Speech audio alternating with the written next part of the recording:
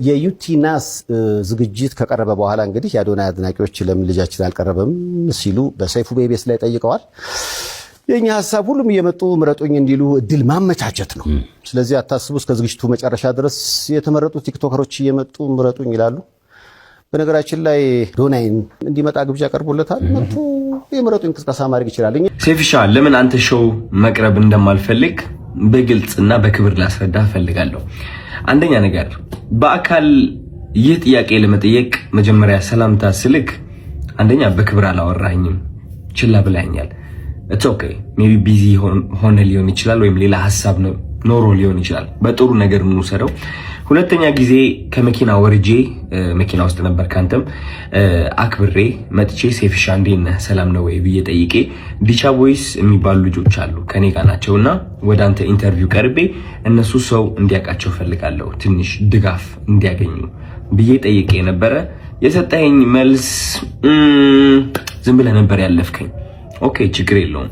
ሶስተኛ ጊዜ ማናጀርህ ስልኬን ከሌላ ኢንፍሉዌንሰር ጠየቀ። ከዛ ያ ኢንፍሉዌንሰር ደግሞ እኔ ጋር ደወለልኝና ማናጀር እየፈለገ ነው የሴፉ አለኝ። ኦኬ ለምን እጠብቃለሁ እስከሚደውል ራሴ ወዲያውኑ ደውላለሁ። ደወልኩኝ። ከዛ ማናጀር ያለኝ አሜሪካ እንዳልክና ስትመለስ ደግሞ ስኬጁሎች እንዳሉክ ነው። which ይገባኛል። ይሄም ሪስፔክትፉል ቢዚ የሆንክ ሰው እንደሆንክ እርግጠኛ ነኝ። ትልቅ ነገር ነው ያንተ ሴፉ ሾው ማለት ነው። በጣም ሪስፔክት አደርገዋለሁ። ግን ከዚህ ሁሉ የደበረኝ ነገር ምንድነው? ከዚህ ሁሉ የደበረኝ ነገር አይ ቲንክ ዛሬ የተናገርከው አሽሙር ነው መሰለኝ። አይ ቲንክ አሽሙር ነው። አየህ እኛ ሰዎች ስንባል መጥፎ የሚባል ሳይድም አለን፣ ጥሩ የሚባል ሳይድም አለን። ችግሩ ሁላችንም ነጭ በግ እንደሆነና ምንም ጥፋት እንደሌለን ገመና እንደሌለን ስለምናስመስል ነው እንጂ የኛ ገመና ቢሸት ኖሮ ከቤት አንወጣም ነበር። ግልጾኝ ልንገርክ፣ ችግሩ እኔ ገመናዬን አካፍላለሁ። ይህ ገመና ማካፍለው ደግሞ ዝም ብዬ ስድ ሆኜ ለመታየት ሳይሆን በዛ ተመሳሳይ ገመና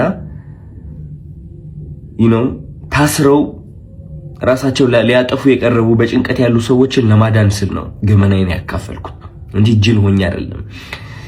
እና ዛሬ የተናገርከው ንግግር ደግሞ ይህ ገመናን እያነሳ ነበረ which is እነዚህ ቃላቶች ማለት ነው። ይህ ገመና ተጠቅመህ ደግሞ እንደኔ አይነት ያሉ ሰዎች ከሚዲያው ገሸሽ ማለት እንዳለባቸውና መደነቅ ወይም ከፍ ማለት እንደሌለባቸው መልእክት አድርሰሃል። ችግሩ ምንድነው መሰለክ ሴፉ፣ የተናገርከው ነገርና ተግባርክ አንድ አልሆነም። ምክንያቱም በገመና ከሆነ ወይም ደግሞ በጥሩነት ከሆነ በነጭ በግነትና በእኔ ጥሩ ነኝ ምንም ጎደሎነት የለኝም ከሆነ ዮናስ ወይም ደግሞ ዮኒ ማኛ ወደ ኢንተርቪው አታቀርበውም ነበር። ምክንያቱም እሱ ብዙ ሰዎችን እየሰደበ ሃይማኖትንም ይሁን በፖለቲካም በብዙ ነገር ሰዎችን እየጠላና እያወዳደቀ የኖረ ሰው ነው። ግን አይ ቲንክ በጥሩ እናስበውና ዮኒ ማኛ አንተ ወደ ሾውክ የጠራኸው ጥሩነቱን በማየት ነው ብዬ አስባለሁ እንጂ መጥፎ የሚባለው ያ ገመና ወይ መጥፎ የሚባለው ሳይዱ ብታየው እንዴት አድርገህ ታመጣዋለህ? ግን ጥሩ ነገሩ አይተህ ወደ ሾውክ አቀረብከው ማለት ነው። ችግሩ ግን እኔ ላይ እሱ ነገር አላደረግም። አይ ቲንክ ያ ሁሉ ጥሩ ያደረግኩት ነገር ሳታይ ያቺ ትንጥ የዋገመና ያልካት ነገር ጠርተክ የተናገርከው ነገር ተናግረሃል። ምን ልልክ ነው የምፈልገው፣ ወደ አንተ ሾው መቅረብ የማልፈልገው ሳላከብርህ ቀርቼ ሳይሆን ወይም ሳልወድህ ቀርቼ ሳይሆን ኦፍ ኮርስ ወድሃለሁ፣ አከብርሃለሁ፣ እያየሁህ ነው ያደግኩት። ግን የተናገርከው ነገር ደስ አላለኝም። ከጥሩነቴ መጥፎነቴ መርጠክ ስላየክ ደብሮኛል። ያንተ ምርጫ ነው። ኦፍ ኮርስ ሰይፉ ሁለት ሳይድ አለው። ብዙ ሰው ያንተ መጥፎ ሳይድ ሊያይ ይችላል፣ ብዙ ሰው ደግሞ ያንተ ጥሩ ሳይድ ሊያይ ይችላል። እኔ ደግሞ ያንተ ጥሩ ሳይድ ነው ማየት የምመርጠው። ገባህ አይደለ? እና ያኔ ያቺ ትንጥ የገመና የምትባለው ሳይድ እሷን ማየትህ ትንሽ ደብሮኛል። ስለ ምርጫ ቀስቀሳው ደግሞ ወንድሜ ያንተ ምርጫ ቀስቀሳ አያስፈልገኝም። ሰው ከወደደ ከፈለገ ከመረጠ ይመርጣል፣ ነፃነት አለው። ምንም ምረጡኝ ብዬ አልተናገርኩኝም እኔ ማለት ነው። መኪና ብሸነፍ ሽልማቱ ቢመጣ ባይመጣ እኔ ዓለማዊ የሆነ ነገር ኦሬዲ ተለያይቻለሁ። አሚን ባለባበሴ፣ ባነጋገሬ፣ በፀጉር ስታይሌ ዓለማዊ የሆንኩኝ ሰው ልመስል እችላለሁ። ኦፍ ኮርስ ዓለማዊ ነን ሁላችንም፣ ግን ከመንፈሴ ጋር ግንኙነት አለኝ። ሰው ይህ ዓለማዊ ነገር ሊያስደስተኝ ወይም ሊያሳዝነኝ አይችልም። የሰው ጭብጨባ ወይም ደግሞ የሰው ጥላቻ ሊያወድቀኝ ወይም ከፍ ሊያደርገኝ አይችልም። ኦልሬዲ ወድቄ ነበረ፣ አሁን ተነስቻለሁ። ሜቢ ልወድቅም እችላለሁ። ከዚህ ዓለም ነገር ተላቅቄያለሁ። ምክንያቱም ዋናው ስቃዬ እዚህ ዓለም ላይ ነበረ። ሰው ምርጫ ቅስቀሳ አያስፈልገኝም። እኔ ልልህ ፈልጌ ነው። እና ያ ሜቢ የሰው መጥፎ ነገር ለይተህ ትንጥዬ እሷን ከምታጎላት ጥሩ ሳይዱን አይተህ ብታደንቀው አይ ቲንክ ጥሩ ነው ብዬ አስባለሁ።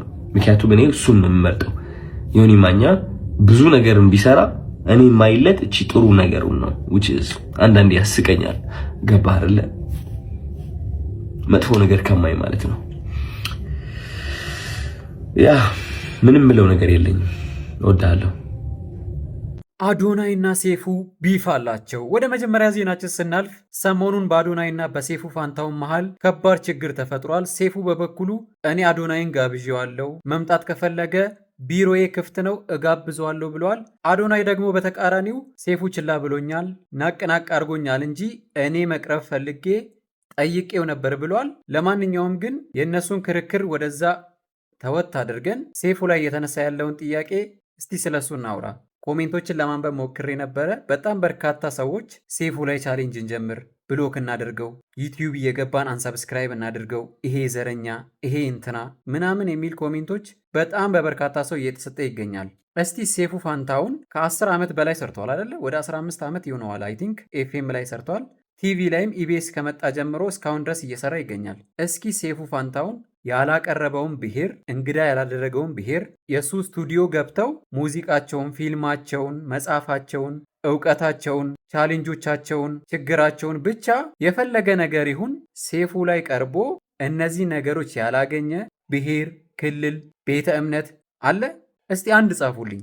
አንድን ሰው ዘረኛ ከማለታችሁ በፊት ያ ሰው ከዚህ በፊት የሰራውን ነገር ቼክ ማድረግ አለባችሁ። ሲቀጥል ደግሞ ሴፉ ሾው የግል ሾው ነው። የራሱ የግሉ የፈለገውን የሚያቀርብበት፣ ልክ እንደዛው ደግሞ ያልፈለገውን ነገር ያለማቅረብ ሙሉ መብት አለው። የመንግስት ሚዲያ አይደለም። ህዝቡ ተሰብስቦ ወክሎት እሱን የቀጠረ አይደለም። ብቻ የፈለገውን ያልፈለገውን ማድረግ ሙሉ መብት አለው። ስለዚህ እናንተ ስላልተመቻችሁ ብቻ፣ እናንተ ስላልወደዳችሁት ብቻ የሆነ ሰው ላይ ቻሌንጅ ማስደረግ ሲጀምር ቻሌንጅ ብትጀምሩም የትም አትደርሱም። ምክንያቱም ትልቅ ሚዲያ ስለሆነ ብሎክ ብታደርጉት ወር ደግሞ ሪፖርት ተደርጎ ቢዘጋ ማስመለስ የሚችል ሰው ነው። ብቻ ግን እዚህ ጋር አዶናይም ይሁን ሴፉ ፋንታውንም ይሁን ሁለቱም ሰው ናቸው። የሚወዱትን የሚፈልጉትን ነገር የማድረግ ሙሉ መብት አላቸው። አዶናይም አለመቅረብ መብቱ ነው፣ ሴፉም አለማቅረቡ መብቱ ነው። ስለዚህ ለሚያልፍ ነገር ብላችሁ የሆነ ትልቅ ሚዲያ ላይ ስንት ዓመት ያገለገለን ሰው፣ ስንት ደካማ ሰዎችን፣ ስንት የተጎዱ ሰዎችን ብቻ በኢትዮጵያ ሚዲያ ታሪክ ቁጥር 1 ላይ ልናስቀምጠው የምንችለውን ሰው በዚህ ደረጃ በአንድ ጉዳይ እንደዚህ አብጠልጥላችሁ ለመሳደብ እና እሱን ካለው ዝና ላይ ኦር ደግሞ እሱ ካለበት ነገር ላይ ለማውረድ እንደዚህ መጋጋጥ የትም አያደርሳችሁም። ስለ መልእክተኛው ጉዳይ ሳስብ ግን አንድ ነገር በጣም ይገርመኛል። ጉዳዩ ስለ መልእክተኛው አይደለም፣